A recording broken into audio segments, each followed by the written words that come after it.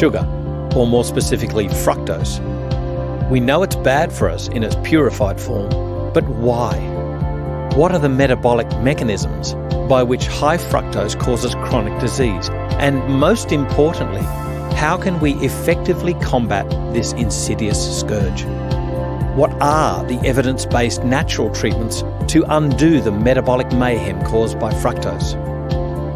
Professor Robert Lustig is one of the leaders of the global anti-sugar movement to improve global health. He's the author of many academic works and of the popular book Fat Chance, The Bitter Truth About Sugar, the Fat Chance Cookbook, and the soon-to-be-released The Agony of Ecstasy.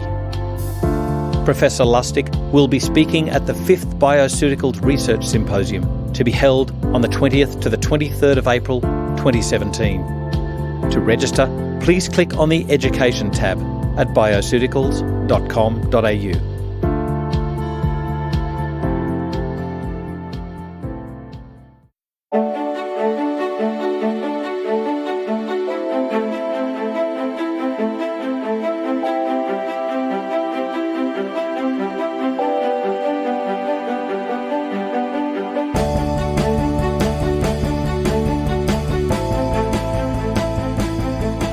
This is FX Medicine. I'm Andrew Whitfield Cook. And joining me on the line today, all the way from SoCal, is Professor Robert Lustig. Robert is a Professor of Paediatrics in the Division of Endocrinology and member of the Institute for Health Policy Studies at University of California, San Francisco. Dr. Lustig is a neuroendocrinologist whose clinical research has focused on the regulation of energy balance by the central nervous system and the role of nutrition in metabolism.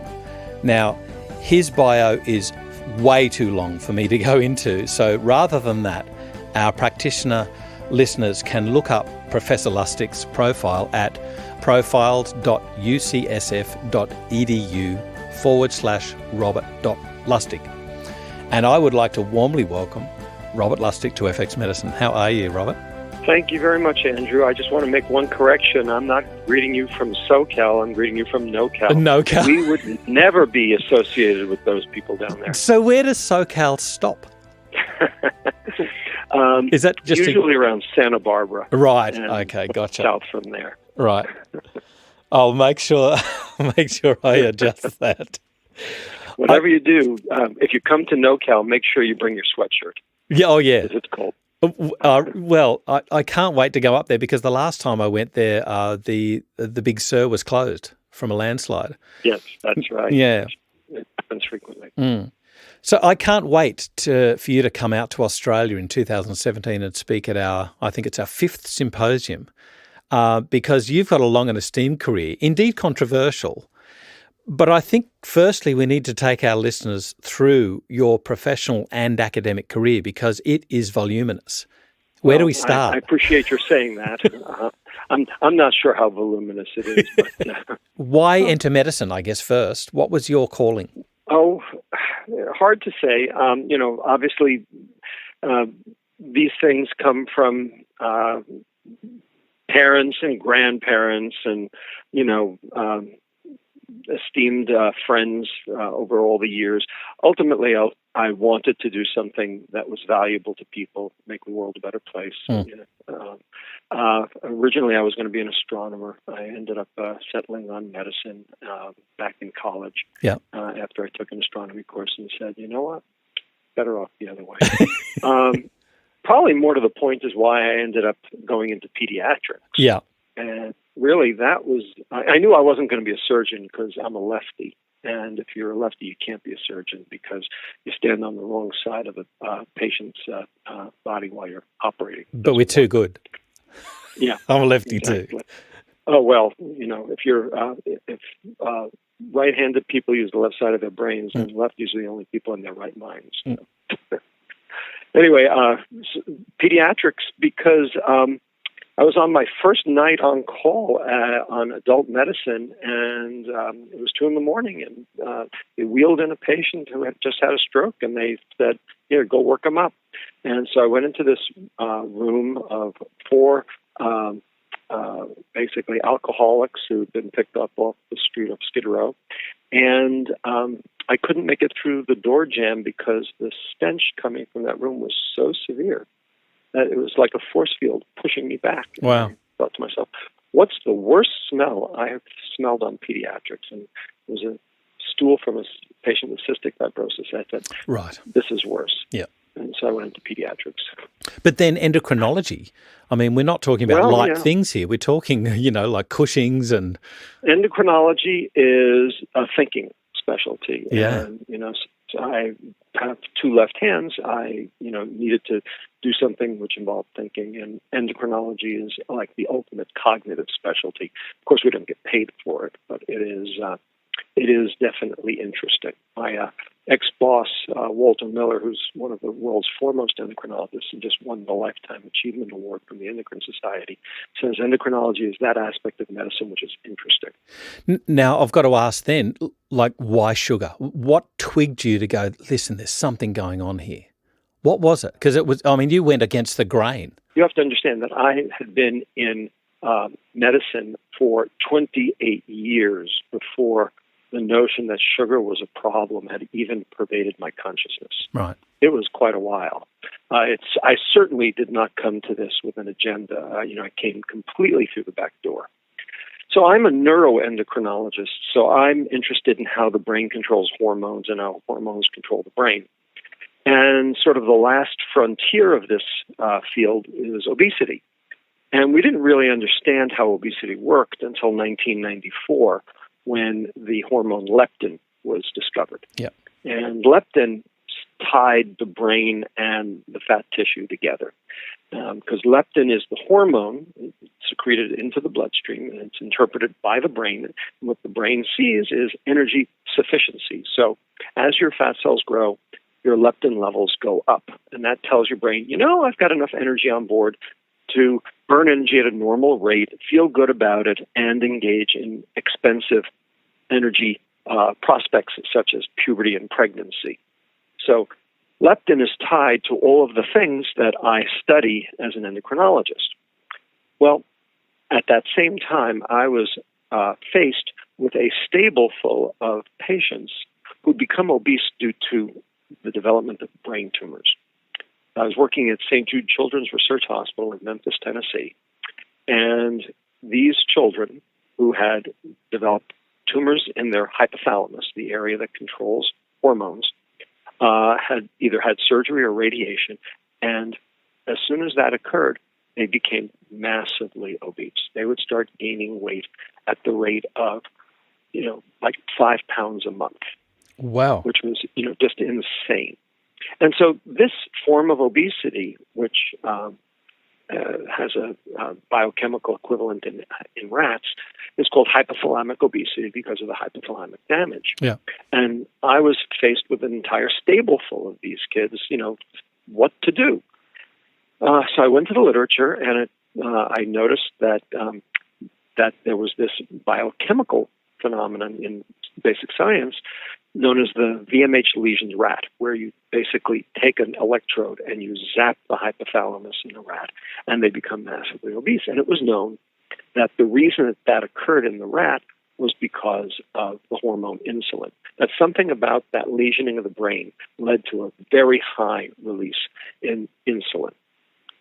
So we knew that these kids had high insulins, but we didn't know if it was cause or effect. Right. We postulated back in 1995, well, maybe these kids are just like those VMH lesion rats.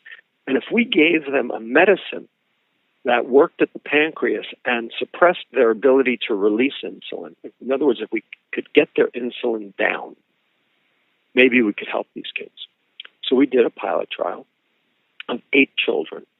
We gave them all this medicine that I investigated called octreotide, which has lots of side effects, is very expensive and only given by injection, so it's not for you to try at home.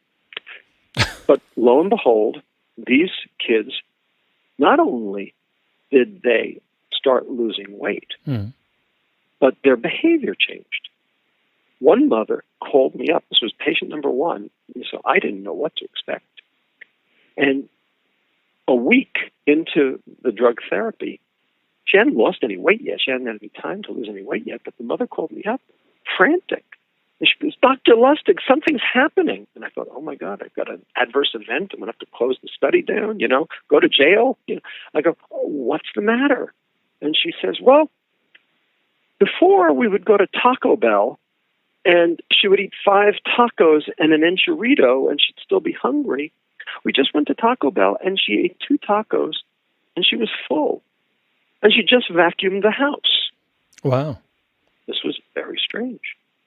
In fact, all the kids that we treated with this medication started exercising spontaneously.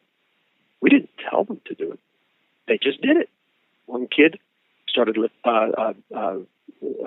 became a competitive swimmer. 2 kids started lifting weights at home. One kid became the manager of his high school basketball team, running around collecting all the basketballs. I mean, these were kids who sat on the couch, ate tortilla chips, and slept. And now they seem to have the energy to burn. So what this demonstrated to us very clearly was that it was the biochemistry that was driving the behavior, because when I influenced the biochemistry with this medicine, I influenced their behavior. And so this was very interesting. We ended up doing it again as a double-blind trial. The same thing happened.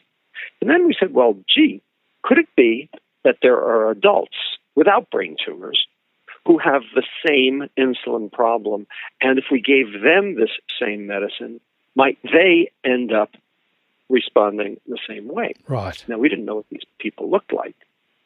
We didn't have any sort of, roadmap to go by. So we took all comers, and we did a study where a pilot trial where we took 44 obese adults who did not have brain tumors, just 44 garden variety obese people, and we gave them the drug for 6 months.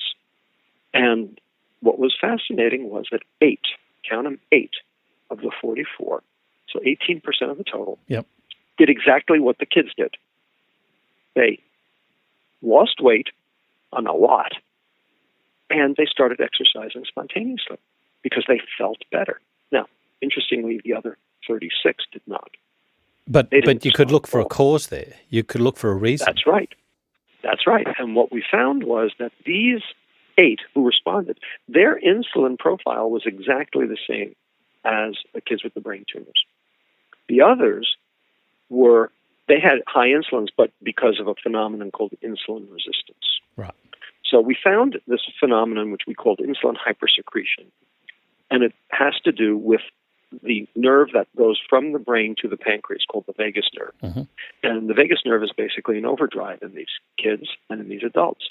And they're causing the beta cells, which make insulin, to be twitchy. That is, that they fire and explode their insulin into the bloodstream at almost the slightest provocation. Whereas the other patients, they had insulin resistance, which is what's more commonly noted in obese people. And they're the ones who go on to develop heart disease and, fatty liver disease and diabetes. So what we had done was we had parsed a specific phenomenon out of general obesity, proving that not all obesity is the same and that there are different causes for obesity in different people. And that if you look a priori for the cause and you can ultimately identify it, you can target the therapy to that cause and ultimately treat the patient properly. And that the biochemistry precedes the behavior. Yeah. So this is somewhere where I think obesity treatment needs to go, because we lump them into obese patients. There you go. Absolutely. They're all the same. And we wonder why we have such poor record in re-weight gain after, 2 to 5 years. Exactly right. Because everyone thinks that all obesity is the same. Yeah. Well, you eat too much and you exercise too little. Well, the question is, why do you eat too much and why do you exercise too little? And what changed to allow this to happen? And why is it that if you eat too much and you exercise too little, why weren't you obese before? Now you're obese now. Something had to have altered. Yeah. And if you're smart enough and you look for the cause, you can often, not always, but often find the cause. And so what we do in our clinic here at UC San Francisco is we do personalized obesity medicine. Right. We parse instead of lump. Yeah. We determine what is it that's actually driving the problem, as opposed to just saying, well, you're obese, too bad. And, it's your fault. And when we actually target the therapy to the pathology, our patients respond. And it's probably the most heartening aspect of my work. So there's about 20 questions springing from the last couple of sentences. There's a few burning questions in my mind. Seeing as we're talking about biochemistry, can I ask you first a chemical that interests me, and that was alpha melanocyte stimulating hormone, alpha MSH. Yes. Why melanocyte? Why has that got to do with weight? Well, it doesn't really. So alpha melanocyte stimulating hormone is a breakdown product of a larger protein in the brain called pro-opiomelanocortin. And it does stimulate melanocytes, that's true, but it's not what stimulates melanocytes in your skin, because it's a different receptor. Gotcha. So the hormone that stimulates melanocytes in the skin acts on the melanocortin 2 receptor, whereas, melanocortin, I take that back, it's melanocortin 1 receptor in the skin. Yeah. The one that stimulates the adrenal gland is the melanocortin 2 receptor, and the melanocortin 4 receptor is the one that's in the brain. And so the substance in the brain never sees your skin. But that always interested me. It's right. Well, it's what the body does is it repurposes certain things for other purposes. So it's not a big deal. No, but you mentioned also POM there. What's the correct acronym for it? POMC, so pro-opiomelanocortin. So this is a 191 amino acid mega protein that gets cleaved in the brain and also in the pituitary to make different peptides that are necessary to do different functions. So one of the pieces is beta endorphin, which is our endogenous morphine that works in our brain to suppress pain. One of them is ACTH, which goes to your adrenal glands to stimulate the adrenals to produce cortisol. And one of them happens to be alpha melanocyte stimulating hormone, which helps control energy balance at the level of the brain. Right. Well, I definitely can't wait for you to come and speak to us and relearn. Because look, I remember learning about this myself from the Tima books. I'll give a shout out to them, the Tima Flexi books, and I was just in awe about this because everybody was talking about leptin at the time. Right. Well, and leptin resistance. Leptin's very interesting, but the fact is, what we've learned is that people who are obese have relatively high leptin levels, not low leptin levels. But they've got a resistance. Everybody was thinking, well, they'd be, leptin levels would be low. Turns out they're high. Yeah. But they're not seeing the leptin. They're not transducing the leptin signal. They have what we call leptin resistance. And what we determined from these studies in these adults was that when we got their insulin down, these people lost weight. But again, they started exercising spontaneously, and this was really the key and the crux to the whole thing. We measured their resting energy expenditure using a metabolic cart. So, they would breathe in oxygen, they would breathe out carbon dioxide, and from that, you can actually measure how fast, in terms of calories per day, people are burning energy. And it turned out that these 8 people who responded to the drug, their energy expenditure at baseline at rest was the lowest of all of the 44 people we studied. Right. And when we gave them the medicine, their energy expenditure went up. Yeah. Now, if you're losing weight, your brain is supposed to see starvation. Your energy expenditure goes down. And that's one of the reasons why people slow their weight loss as they start losing weight, is because their brain senses that they're in starvation mode because their leptin levels have declined.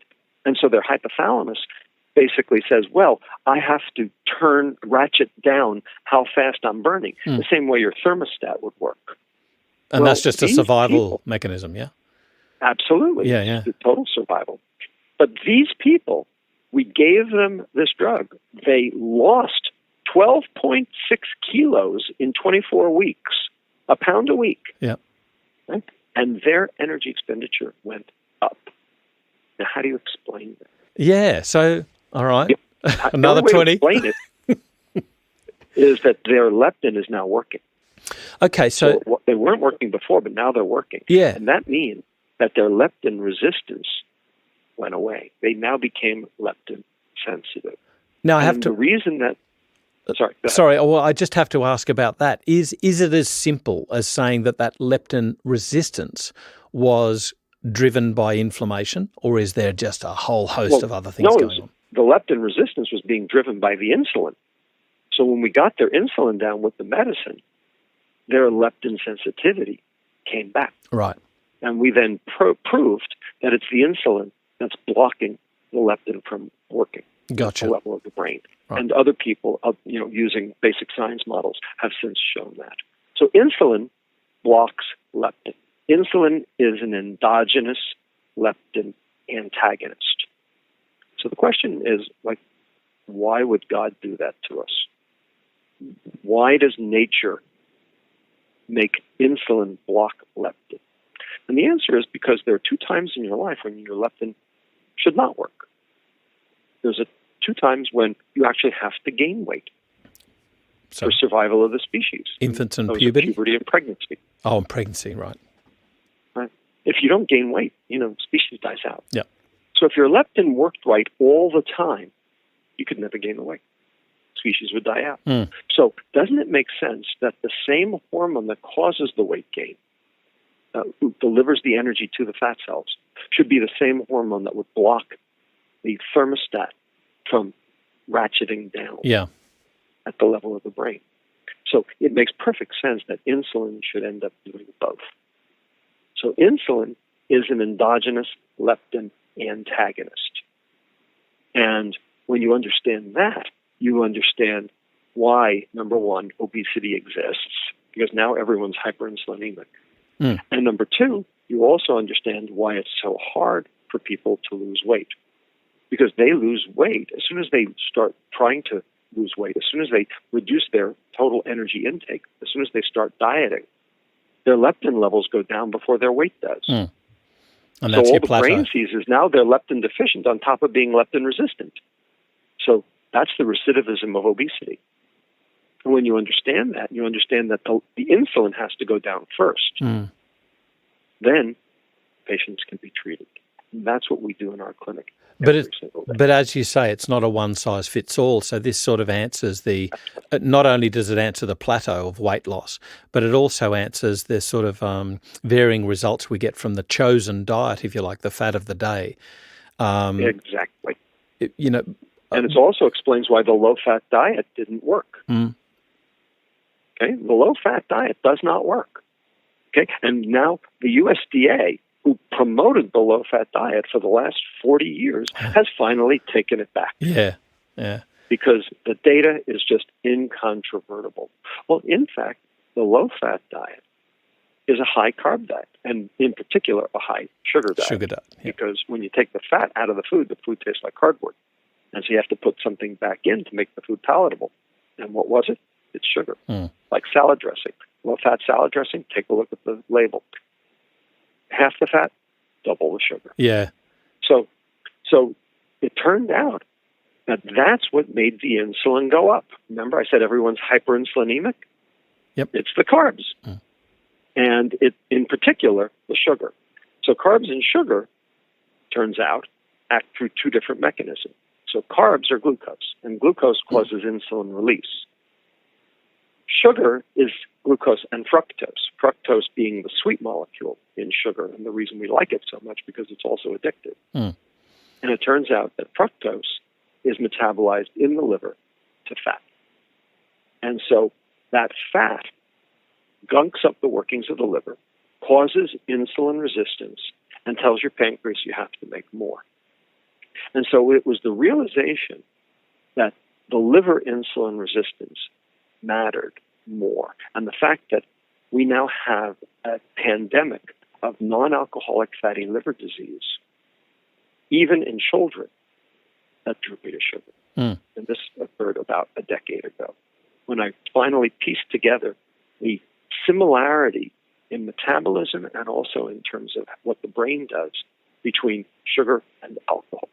And this is why children now get the diseases of alcohol, type 2 diabetes and fatty liver disease, without the alcohol. Because the fructose molecule is being metabolized in the liver just like alcohol. And it was that realization that led me to the last 10 years of my career. What really interests me is looking back at the NHANES 1 and 2, the increasing prevalence of obesity. And it was sort of tied inexorably with it was almost like an agribusiness rescue by the US Senate to support the farmers. But indeed. Turning towards, corn and sugar. That's right. So in the 1960s and 1970s, there was this big fight going on between the people who thought fat was the bad guy and the people who thought sugar was the bad guy. Now, on the sugar's the bad guy side was the British physiologist, nutritionist, and ultimately physician John Yudkin. And he was the one who said sugar was the problem. And on the other side, we had this guy, Ansell Keys. And he was the one who said saturated fat was the problem. Now, both of them said what they said based on correlational studies. We now know that correlation is not causation. So to be honest with you, knowing what we know today, both of them were wrong because both of them shouldn't have said anything. But back then, we didn't have those kinds of time-lapse studies where we could infer causation. We only had correlation. Keys won the fight, in part because of three scientific discoveries of the 1970s.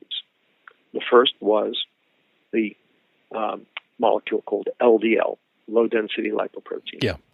And we knew about children and young adults who died of heart attacks at 18 years of age.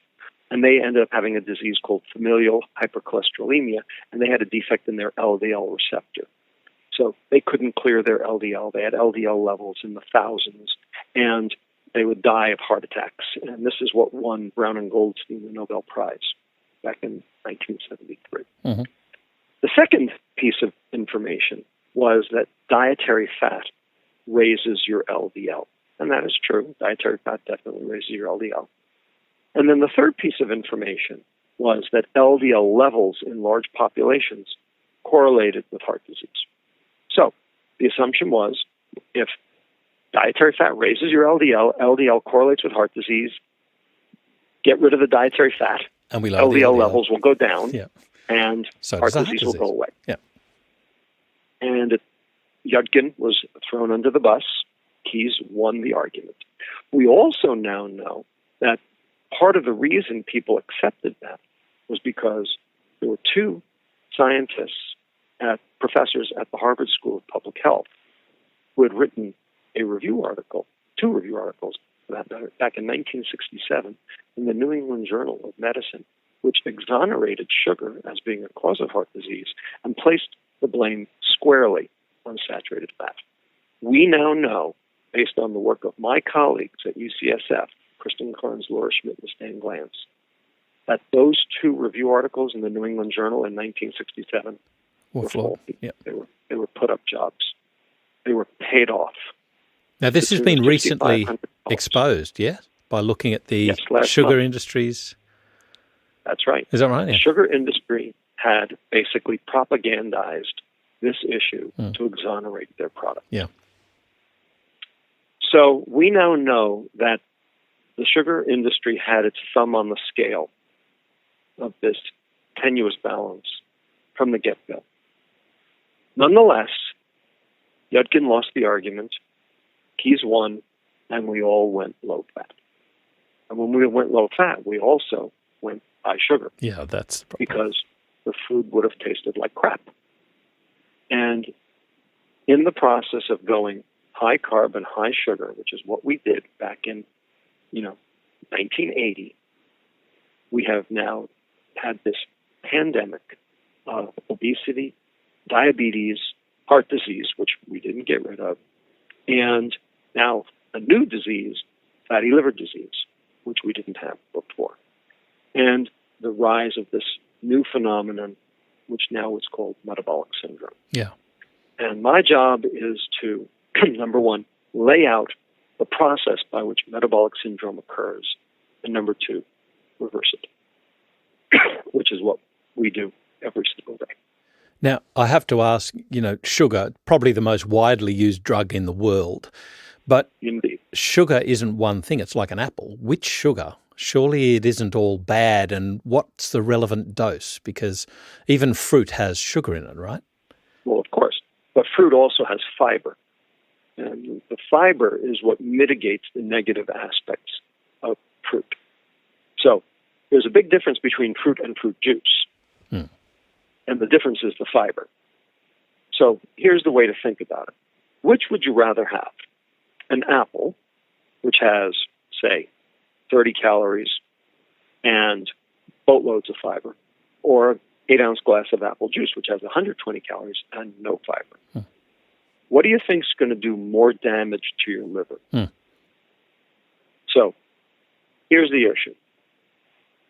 You consume sugar, but if you consume it with its inherent fiber, that is, fruit, the soluble and insoluble fiber that's within that apple or orange or whatever fruit you consume will form a barrier, a secondary barrier on the inside of your duodenum, inside your intestine. It's a whitish gel, and you can actually see it on electron microscopy. And it acts as a secondary barrier, keeping a significant portion, anywhere from 25 to 30%, of the nutrients, of the carbohydrate, of those simple monosaccharides, glucose and fructose, from even being absorbed in the duodenum. And that protects your liver. In addition, because you don't absorb them in the duodenum, they go further down to the jejunum. And what's in the jejunum that's not in the duodenum? Bacteria.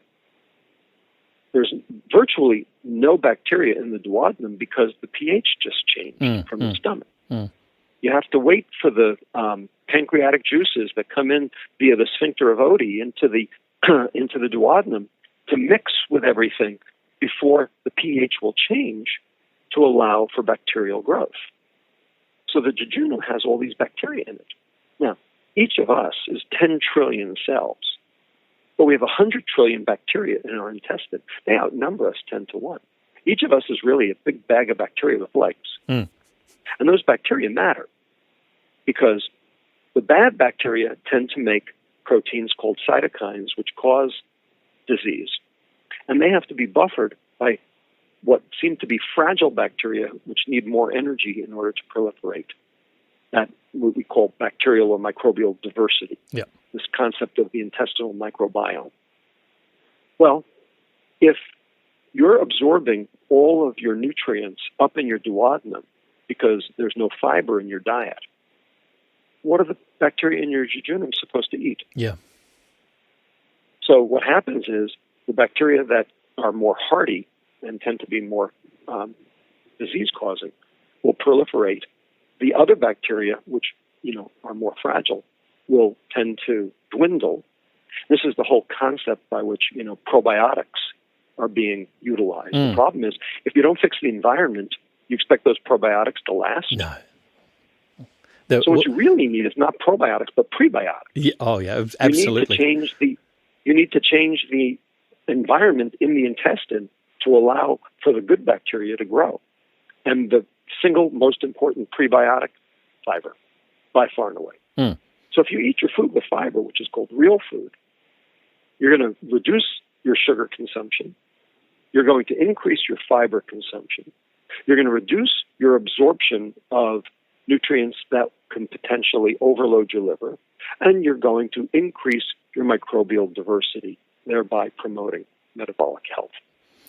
It's called real food. You just answered my next frame of questioning, and that was basically just looking at the argument, if you like, between which one out, the sugar or the fat, and both of those have issues, and then you think in a simplistic view, one would say, okay, well let's decrease both of those potential baddies. So what's left in our diet? Well, that would normally most people would think, protein. So then you've got high protein, but if you have too much protein without other stuff, that will also change. So the missing ingredient there is fibre, and that's the thing that can help us fill us up, and exactly. Exactly. And this is actually why I am not a fan of glycemic index. Right. Because glycemic index ignores the issue of fiber. It also ignores the issue of fructose. So the way to explain what's really good is not glycemic index. I know glycemic index is a big deal down in Australia. It was. And I'm here to tell you that glycemic index is a sham. It's a canard. What we should be talking about is something called glycemic load. Yeah. Now, what's the difference between glycemic index and glycemic load? The answer, everything.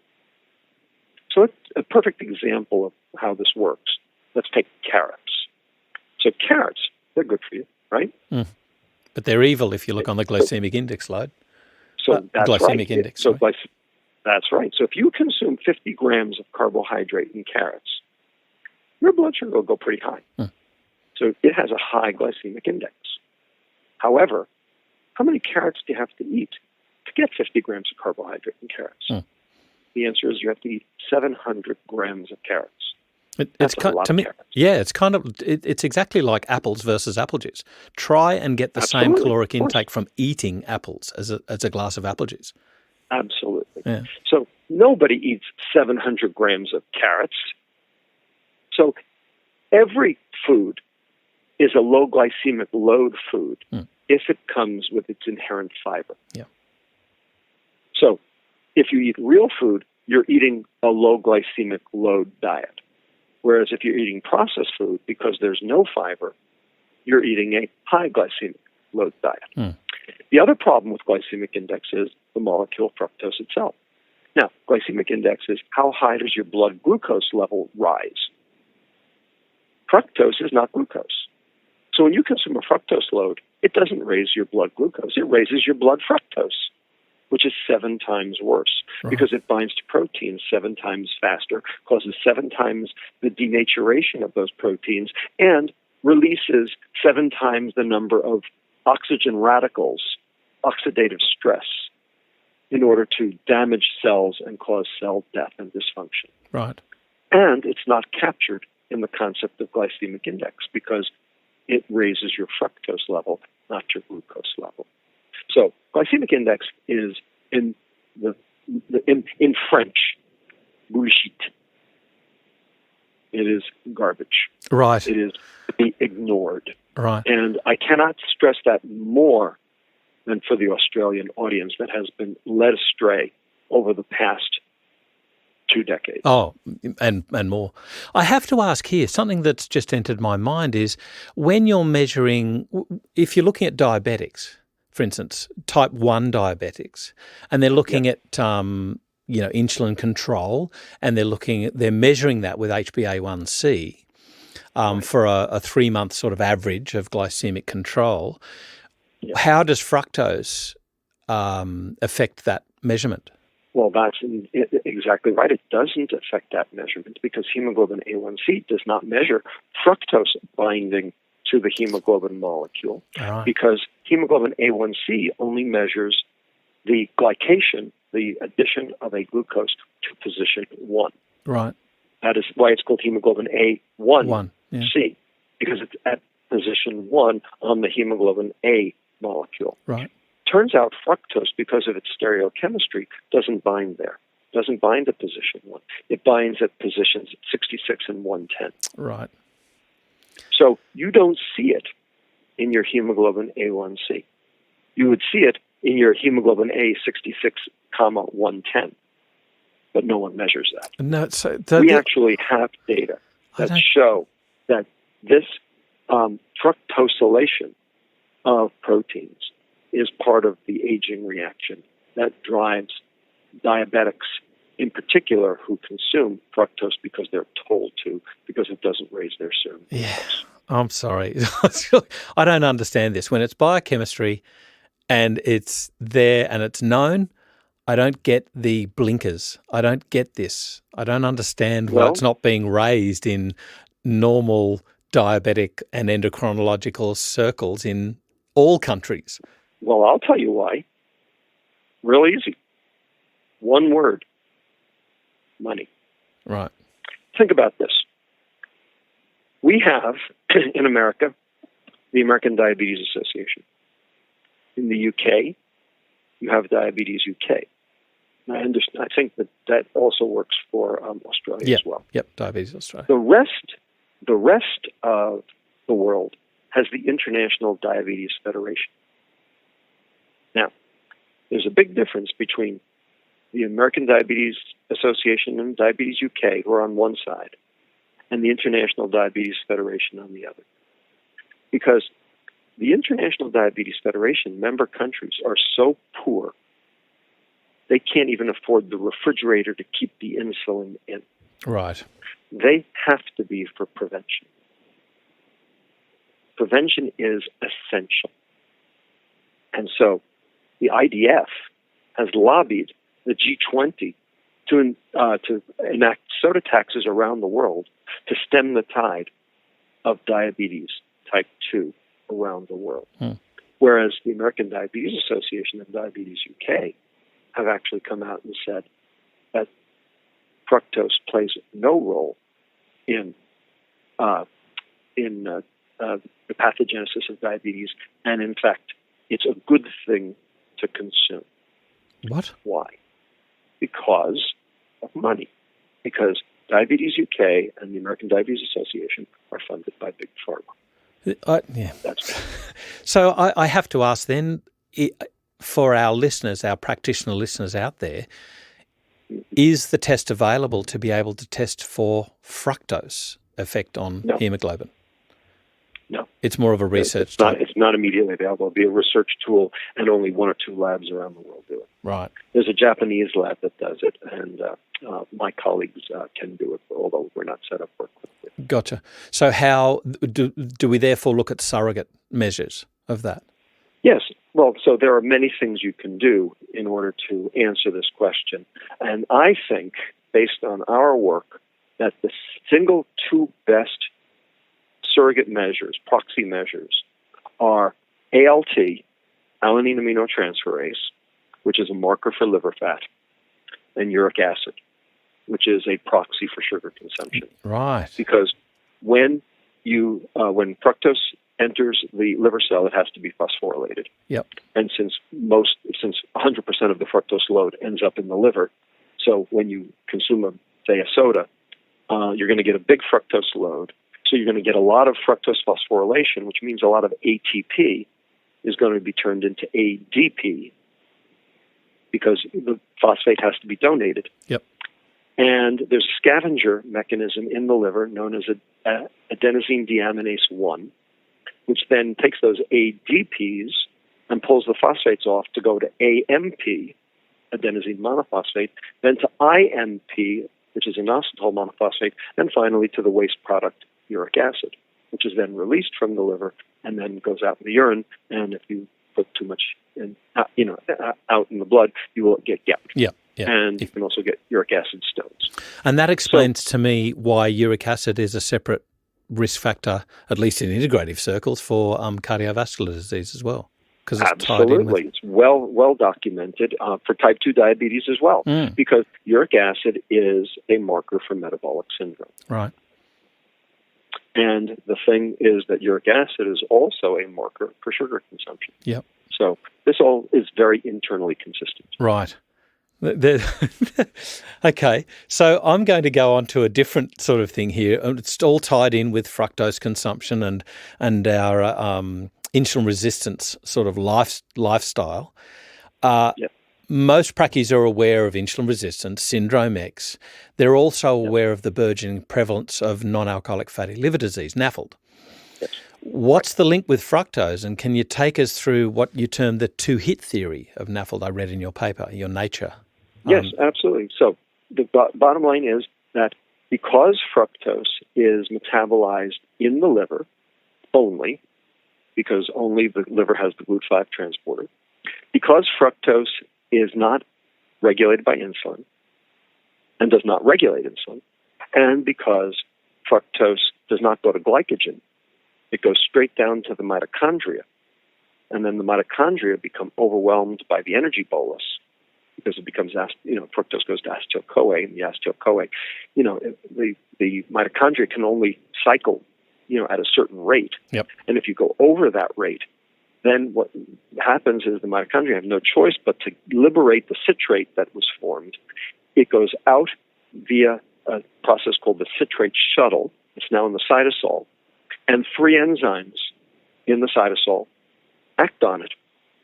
Those 3 enzymes are ATP citrate lyase, acetyl-CoA carboxylase 1, and fatty acid synthase.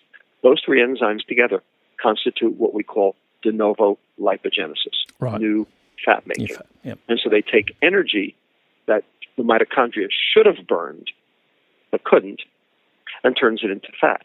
And then that fat has one of 2 fates.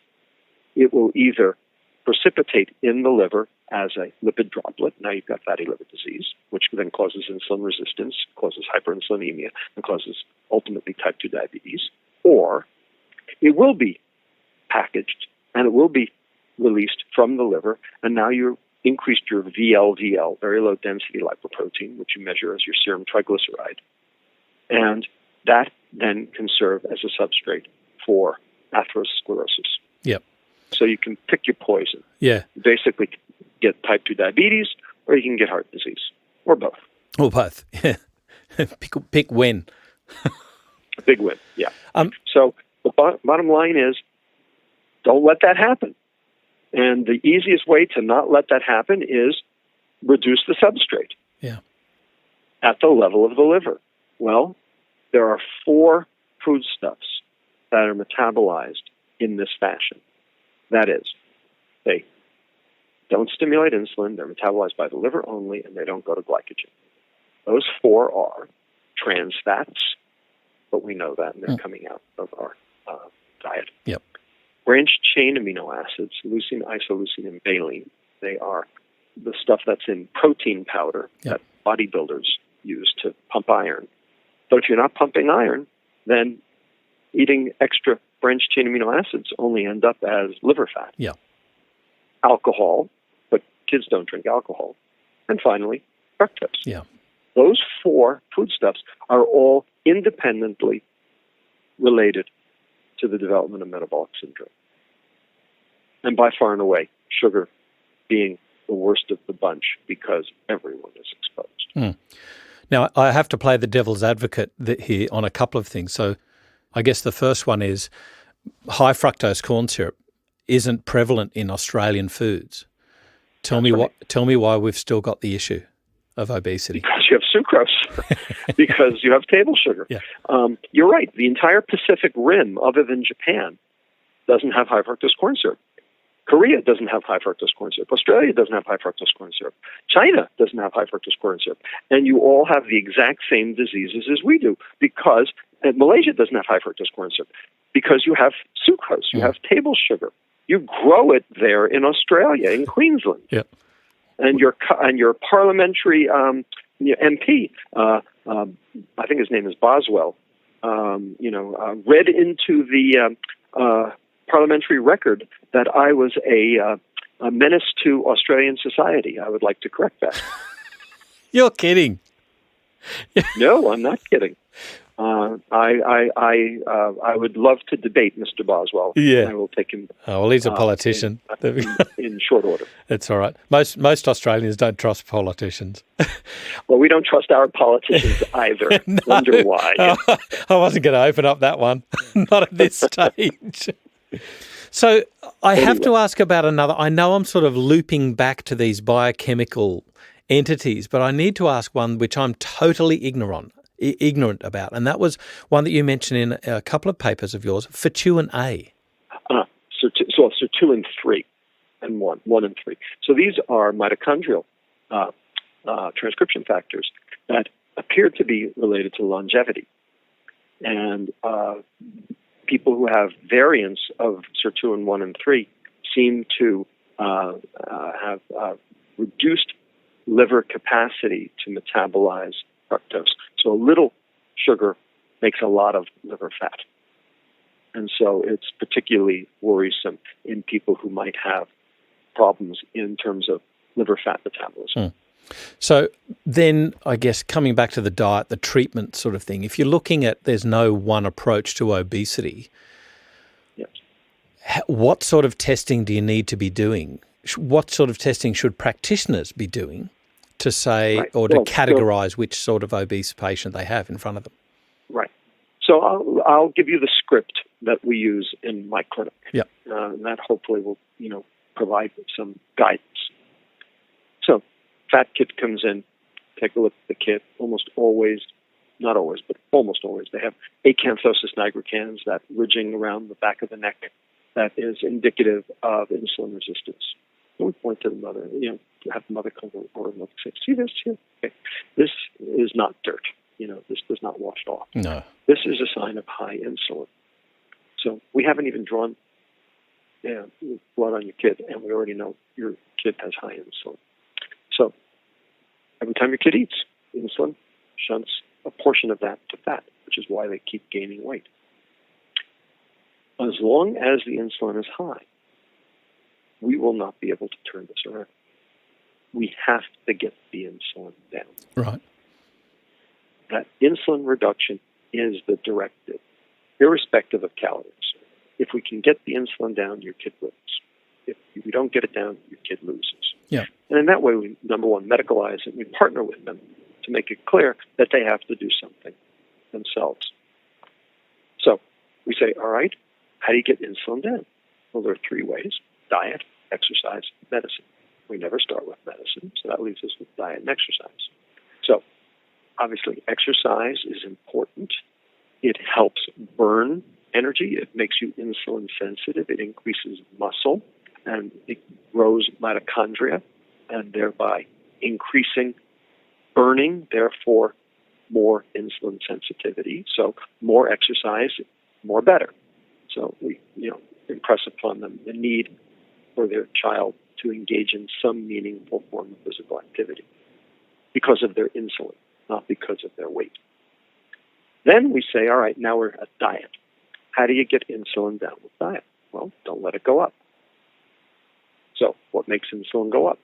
Two things: refined carbohydrate, bread, rice, pasta, potatoes, and sugar. Now, what color are those five things? White. Right. Now, when wheat comes out of the ground, what color is it? It's brown. But when you turn it into bread, what color is it? White. White. Yeah. When rice is grown in the rice paddy, what color is it? It's brown. But when you eat it at a Chinese restaurant, what color is it? It's white. Where did the brown go? What was the brown? Well, the brown was the fiber. But it was milled off at the mill or polished. And that fiber, that whole grain, that brown rice, was actually important because it supplied the fiber that makes your intestine do its job. So we tell everyone, you have to eat your carbohydrate with fiber. So you don't have to eat a low-carb diet. You have to eat a safe carb diet. Right. You have to eat brown food. So not bread, rice, pasta, potatoes, but beans, lentils, nuts, quinoa, farro, brown rice, other legumes, because they contain fiber. Fiber is either brown or green. So brown and green food, that works. That supplies fiber to your intestine so that the intestinal bacteria can do their job. And then finally, sugar. And so basically we say, your kid is, needs to eat a low sugar, high fiber diet. That's called real food. Yeah. But right now, your kid is eating a high sugar, low fiber diet. That's called processed food. And so what we do is we teach them the difference between real and processed food. And a lot of parents don't know. A lot of parents grew up, after 1980, when processed food really took over the marketplace. And they don't know that breakfast cereal is not food. They think that, fruit-flavored yogurt is food. And they don't understand the difference. They don't understand why these things don't work. We explain. And we explain the science behind it. Because if they understand it, then they can partner with you. And then they will actually be able to alter their home environment so as to, allow for the insulin to be reduced and the weight to come down and their metabolic health to improve. But not until they understand it. I have to ask two questions about, I guess the first one would be there's a group of researchers, I think they're in Scotland, and what they were talking about was despite, the Scottish lay public, a high prevalence of obesity, increasing prevalence of diabetes, and what they were looking at was some sort of food that they could incorporate into, let's say, a lazy way of correcting a diet, if you like. So they're saying if they're not going to comply with a dietary change, what sort of intervention can they add that would change some sort of cardiac parameter risk? And what they came up with was, I think it was either 15 or 25 mils of olive oil. Right, so that was one question. The second question is Dr. Michael Mosley talks about high-intensity interval training or exercise, HIIT training. Yeah, right. What do you see as the relevance of these sorts of approaches long-term, given that they're not really correcting the original issue? Like, do you think it's just a Band-Aid?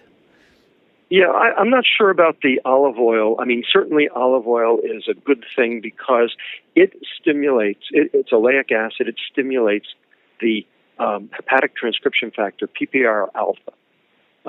And that actually helps burn energy in the liver better. So there might be a value to it, although I would have to see the data in order to I think it's early days. Say this is true or not true.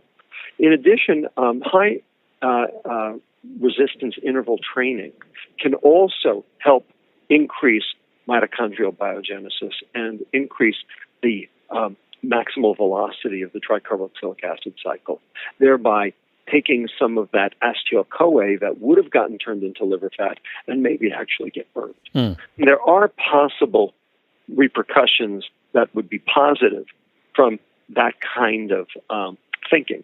The point is that you have to understand the mechanism. So you need three things. You need plausibility, you need mechanism, and you need empiric data. And certainly there's a plausibility argument. There is a mechanism. Now we have to see the empiric data that says this is what's really going on. There's so much more to go into. And I've got to say, this is going to be riveting for me. To learn about these mechanisms that drive not just insulin resistance, but also there's the resistant obesity, why we should be looking deeper into it. And I think more so how we can treat these people to live happier, healthier lives by saying goodbye to sugar. Well, I don't know that you need to say goodbye to it, but, once upon a time, sugar was a treat. Yeah. Now it's a diet staple. Yeah. Once upon a time, sugar was rare, safe and rare, like abortion. Now it's everywhere. Yeah. And that's the problem. And the reason it's everywhere is twofold. One, we went low fat, which was a terrible mistake.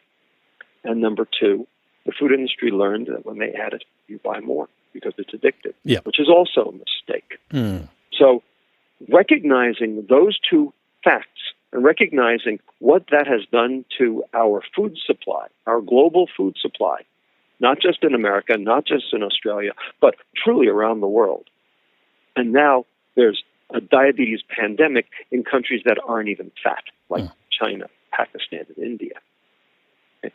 Understanding how the export of the Western processed diet has led to basically the fall of all of these healthcare systems around the world trying to take care of chronic metabolic disease.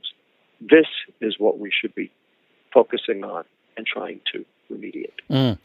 I think one of the saddest examples of what you're talking about there is the Okinawans. A decade, not even a decade ago, they were praised. It was this hallelujah, holy grail of longevity. And now they've fallen by the wayside. They've got a massively increasing incidence of diabetes happening because the Western diet has gone in there. Has taken over. Yeah.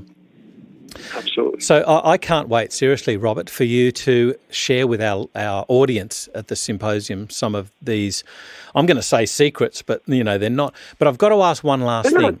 They're not secrets. No. They're not secrets. No. But they are not what the food industry wants you to know. Yeah, blindfold, yeah. I've got to ask, though, for our listeners that won't be able to attend the symposium, what sort of resources can you direct them to start learning about the different types of obesity and how they can treat their patients? Well, the first place I would send them is a website that's curated by UCSF, known as sugarscience.org. This is 8,000 clinical research articles vetted by 12 independent scientists who do not take money and distilled into 5 messages for the general public. And there's no policy in it. It's just what you can do and what is the problem. Yeah. And this is something that is, very specifically catered to for the average American and potentially Australian. Yeah. It is, it's bringing the science to them. So that's the first resource I would offer. The second is the book I wrote called Fat Chance, which has a lot of this information in it. And we wrote a cookbook to go along with it, although, the recipes are uniquely American, I'm sure. But, nonetheless, real food. The problem is that here in America, 33% of adults don't know how to cook. They never learned. And if you don't know how to cook, then you're hostage to the food industry for the rest of your life, which, by the way, that was their plan. And, so we have to fix that. We have to change that. In terms of understanding the different types of obesity, I would say that, I wrote the textbook chapter in Sperling's textbook of Paediatric Endocrinology, which lays all of this out very completely and nicely. Beautiful. It's hard to find short articles on, this issue of, parsing obesity because there's so much to know. Yeah. So the chapter I wrote is, has all of this in it. I think we might put that reference up on our FX Medicine website for our listeners. So it's Sperling's textbook of endocrinology, is that right? Pediatric endocrinology. Pediatric endocrinology. Pediatric endocrinology. That'd be a worthwhile text. In addition, I don't know, do you get Netflix in Australia? Yeah. Okay, well, there are 2 movies that you can watch. One is called Fed Up. Another is called Sugar Coated. Yeah. There's also a third movie that was made in Australia called That Sugar Film. Oh, yeah. And also, we made a public television special here in the United States called Sweet Revenge. It's available by DVD. It probably doesn't play in Australia, but you can certainly buy the DVD. And it is very specifically geared to teaching people about the relationship between food, insulin, and health. I've got to say, like, not being a total success story, but just on my starting journey, on my beginnings of getting away from sugar, just decreasing by half the amount of sugar in a coffee. And wow, like it's exactly like Stephen Fry said, I'm tasting the coffee. Of course, what it's made me into is a coffee snob, but but it's really amazing. I'm so proud now that we shop from the outside of the supermarket, and rarely do we venture into the inside aisles. And if you've gone into the aisles, you've gone off the land. Yeah. Just doing these simple things, and it makes a big difference. Yeah. The last thing I would suggest is that your listeners might want to log on to our nonprofit's website, which is the Institute for Responsible Nutrition, responsiblefoods.org. We take no money from any food industry concern. And so everything that's on there is completely vetted and, independent, not food industry propaganda. Because it's actually very hard to find information that is not controlled by the food industry, as this New England Journal debacle has demonstrated. Well, we'll definitely be putting all of these references and resources up on the FX Medicine website for our listeners. Professor Robert Lustig, I can't thank you enough for joining us today and educating me in so many areas. And I'm sure that our listeners have gotten something out of this, and I seriously cannot wait. I'm so sorry. When I meet you, I'm going to tackle you, and I'm going to take all of your time up and suck everything that's in your brains out. So forgive me when I meet you at the symposium next year. It'll be my pleasure. Thanks, Professor Lustig. Forgive me. And this is FX Medicine. I'm Andrew Whitfield Cook. The 5th BioCeuticals Research Symposium will be held from the 21st to the 23rd of April 2017 in Sydney. This promises to be another sellout event. For more information, including registration, go to the Education tab at bioceuticals.com.au.